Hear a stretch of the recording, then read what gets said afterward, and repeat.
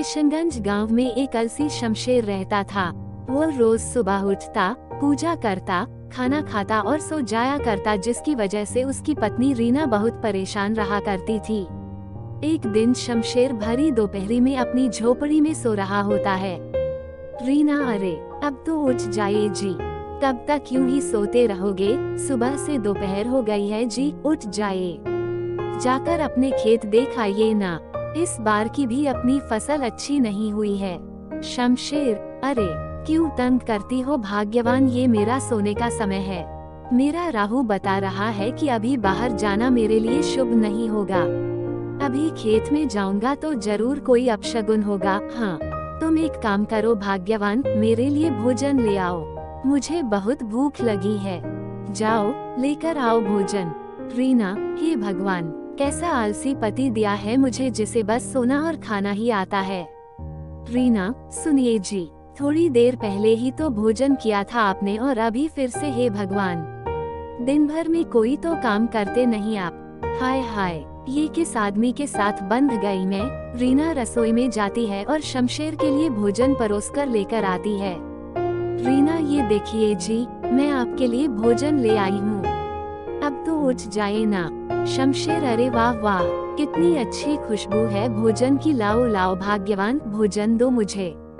वाह वाह वाह, आज तो तुमने गुड़ का चूरमा भी बनाया है। अरे वाह भाग्यवान, मजा आ गया, बहुत ही स्वादिष्ट भोजन बनाती हो तुम तो। हाँ, कोई जवाब ही नहीं है रीना, वो सब तो ठीक है जी, लेकिन अभी आप बाजार से थोड़ा अनाज ले आइए, घर में अनाज खत्म होने को है, ऐसे में मैं क्या भोजन बनाऊंगी। शमशेर, क्या कहा भाग्यवान, अनाज खत्म होने को है? अच्छा, ले आऊंगा कल सुबह जाकर, अभी बाहर जाना अपशकुन होगा। अभी तो तुम्हारे हाथ का स्वादिष्ट भोजन खाकर मुझे बहुत थकान हो गई है। अभी मैं भाग्यवान ऐसा करता हूँ कि सो जाता हूँ। रीना, हे भगवान, आपको तो दिन भर सोने के अलावा कुछ नहीं सूझता, जब देखो तब आलस। मैं बहुत तंग आ गई हूँ आपसे, अगर ऐसे ही चलता रहा तो मैं अपने मायके चली जाऊंगी। हाँ, बताए देती हूँ आपको। शमशेर, अच्छा ठीक है भाग्यवान, बाद में सोचूंगा इस विषय के बारे में, अभी मुझे नींद आ रही है। हाँ, तुम मुझे सोने दो। इसके बाद शमशेर खर्राटे लेता हुआ सो जाता है। अगली सुबह एक साधु महाराज शमशेर के घर भिक्षा मांगने आते हैं। साधु, अरे कोई है साधु को भिक्षा दे दो, भिक्षा दे ही। रीना, अरे साधु महाराज, क्या चाहिए आपको बताए मुझे, मैं अभी लाकर देती हूँ। साधु, बेटी, मैं काशी यात्रा से लौटा हूँ, मुझे बहुत भूख लगी है, अगर खाने को थोड़ा भोजन मिल जाता तो थोड़ी शांति मिलती। बेटी। रीना, अरे हाँ, क्यों नहीं साधु महाराज, आइए आइए, हमारी झोपड़ी में आइए, मैं अभी आपके लिए भोजन लेकर आती हूँ। शमशेर सोता हुआ, अरे क्या हुआ भाग्यवान, क्यों चिल्ला रही हो? अरे मुझे मेरी नींद से जगा दिया तुमने, आखिर किससे बात कर रही हो? रीना, अरे दैया रे दैया, उठ गया आप, ये तो चमत्कार ही हो गया। देखिए जी, काशी से साधु महाराज आए हैं हमारे द्वार पर। शमशेर साधु महाराज को देखकर थोड़ा खुश हो जाता है। शमशेर, अरे माफ कीजिएगा महाराज जी, आइए आइए, आप अंदर आइए। वाह वाह, सुबह सुबह आपके दर्शन पाकर तो मैं धन्य ही हो गया। शमशेर, अरे भाग्यवान, जल्दी से महाराज के लिए भोजन लेकर आओ, जल्दी से लेकर आओ। रीना, मैं अभी भोजन लेकर आती हूँ साधु महाराज जी के लिए, बस मैं अभी गई अभी आई। रीना साधु के लिए भोजन से भरी थाली लेकर आती है। रीना, ये लीजिए महाराज, भोजन कीजिए, खाकर बताए मेरे हाथों का भोजन कैसा लगा आपको। भोजन खाकर साधु, अरे वाह वाह, बहुत ही स्वादिष्ट भोजन था, मेरी तो आत्मा ही तृप्त हो गई। बेटा, सच में तुम्हारी पत्नी के हाथों में तो माँ अन्नपूर्णा का स्वाद है। बेटी, बहुत खूब, मैं बहुत खुश हुआ, इसलिए तुम कोई भी मुझसे एक इच्छा मांग सकती हो। तभी शमशेर ये सुनकर खुश हो जाता है। शमशेर, क्या सच में महाराज, आप मेरी एक इच्छा पूरी कर सकते हैं? अगर ये सत्य है महाराज, तो मुझे वरदान दे दीजिए कि मुझे जीवन में कभी कोई कार्य ना करना पड़े। महाराज, मैं पूरा जीवन आराम करके ही बिताना चाहता हूँ।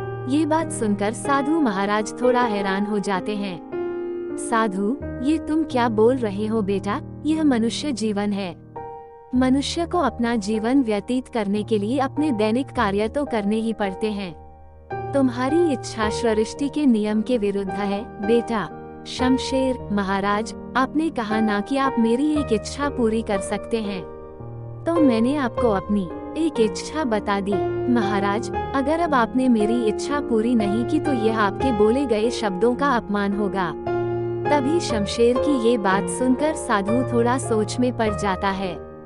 साधु, अच्छा तो ठीक है, अगर यही बात है तो हम तुम्हारी इच्छा अवश्य ही पूरी करेंगे। अब हम अपने शब्दों को वापस नहीं ले सकते हैं। तभी साधु अपनी चमत्कारी शक्तियों से एक हरे रंग का भयानक राक्षस प्रकट करता है। साधु, डरो मत, ये जादुई राक्षस है। ये तुम्हारी हर इच्छा पूरी करेगा। तुम्हारी इच्छा है कि तुम जीवन में कभी कोई कार्य ना करो तो ये जादुई राक्षस तुम्हें कोई कार्य नहीं करने देगा। तुम्हें जो भी कार्य करवाना होगा ये जादुई राक्षस कर देगा। लेकिन याद रखना, इस जादुई राक्षस को तुम्हें हमेशा किसी ना किसी कार्य में ही व्यस्त रखना होगा, क्योंकि जिस दिन इस राक्षस के पास करने को कोई कार्य नहीं होगा ये तुम्हें ही खा जाएगा। इतना कहकर साधु वहाँ से चले जाता है।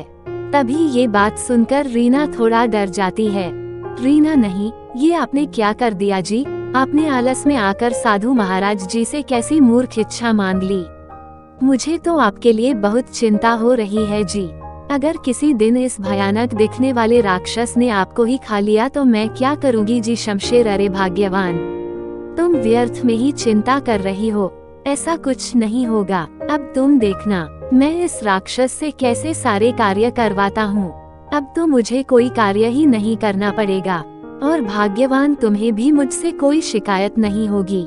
राक्षस, मनुष्य, बोलो, मैं तुम्हारा क्या कार्य कर सकता हूँ? क्या आदेश है तुम्हारा? जल्दी बताओ वरना मैं तुम्हें ही खा जाऊंगा। शमशेर, जाओ जादुई राक्षस, बाजार जाकर अनाज की बोरियां ले आओ जाओ। घर में अनाज की बोरियां नहीं है। राक्षस, ओह ठीक है, अभी जाता हूँ और लेकर आता हूँ अनाज की बोरियां। वह राक्षस अचानक से गायब हो गया और तुरंत ही अनाज की बोरी ले आता है, जिसे देखकर शमशेर और रीना हैरान हो जाते हैं। रीना, अरे जादुई राक्षस, तुम इतनी जल्दी अनाज की बोरी ले आए? मेरी तो कुछ समझ नहीं आ रहा। राक्षस, मैं कोई साधारण राक्षस नहीं हूँ बल्कि एक मायावी राक्षस हूँ। इसलिए जो भी तुम मुझे कार्य करने को दोगे उसे मैं अपनी मायावी शक्ति से पल भर में ही कर दूंगा। अब बताओ और क्या कार्य करना है, वरना मैं तुम्हें ही खा जाऊंगा। शमशेर थोड़ा सोच में पड़ जाता है। शमशेर, अच्छा ठीक है, तुम यहाँ से मेरे खेत में जाओ और जाकर सिंचाई कर दो। राक्षस, ठीक है, मैं तुम्हारे खेत की सिंचाई करके अभी आया। रीना, सुनिए जी, मुझे तो बहुत डर लग रहा है। ये जादुई राक्षस तो सच में बहुत भयानक है जी। अगर सच में इसने आपको कुछ कर दिया तो शमशेर, अरे भाग्यवान, तुम देख रही हो ये कितनी जल्दी मेरा बताया हुआ कार्य कर देता है। देख, अगर यह मेरे साथ रहा तो मैं सदैव आराम से जीवन व्यतीत करूंगा। तुम चिंता मत करो, ये मुझे कुछ भी नहीं करेगा। मैं हमेशा ही इसे कोई ना कोई कार्य देता ही रहूंगा। तभी वो राक्षस फिर से आ जाता है। राक्षस है मनुष्य, मैं तुम्हारे खेत की सिंचाई कर आया हूँ। तुम्हारे खेत की सिंचाई करके मुझे बड़ा ही आनंद आया, लेकिन अभी मुझे बहुत जोरों की भूख लगी है। जल्दी से मेरे लिए भोजन का प्रबंध करो वरना मैं तुम्हें ही खा जाऊंगा। तभी वहाँ पर राक्षस आ जाता है और शमशेर से कहता है, राक्षस, हे मनुष्य, बताओ मुझे आज क्या कार्य करना है, जल्दी बताओ वरना मैं तुम्हें ही खा जाऊंगा। रीना, ओ जादुई राक्षस, आज मैं तुझे काम देती हूँ। मेरी झोपड़ी के पीछे एक रोजी नाम का मेरा प्यारा कुत्ता रहता है। तुम जाओ इस रोजी की दुम को सीधा कर दो। जब तक उस रोजी की दुम सीधी नहीं हो जाती तुम यहाँ वापस मत आना। राक्षस, अच्छा ठीक है, मैं अभी जाता हूँ। उस रोजी कुत्ते की दुम को सीधी करके अभी आता हूँ। राक्षस के जाने के बाद शमशेर, अरे भाग्यवान, ये क्या काम दिया तुमने उस जादुई राक्षस को? तुम देखना, वो अभी रोजी की दुम सीधी करके आता ही होगा, अब तो वो मुझे खा ही जाएगा। रीना आप भी ना बिल्कुल मूर्ख हैं। अरे भला कुत्ते की भी दुम कभी सीधी होती है? वो जादुई राक्षस रोजी की दुम को कभी सीधा नहीं कर पाएगा और ना वापस यहाँ लौट कर आएगा। शमशेर अरे वाह भाग्यवान, अरे ये तो मैंने सोचा ही नहीं। अरे भाई वाह, मान गया तुम्हें, क्या दिमाग लगाया तुमने भाग्यवान। अब वो राक्षस वर्षों तक कभी रोजो की दुम को सीधा नहीं कर पाएगा। अगले ही दिन से शमशेर अपने सारे काम खुद करने लगा, किसी आलस के बिना। और उधर जादुई राक्षस रोजी के पीछे उसकी दुम को सीधा करने के लिए कई वर्षों तक यूं ही भागता रहा। न तो वह कभी रोजी की दुम को सीधा कर पाया और न लौटकर शमशेर के पास लौट कर आया।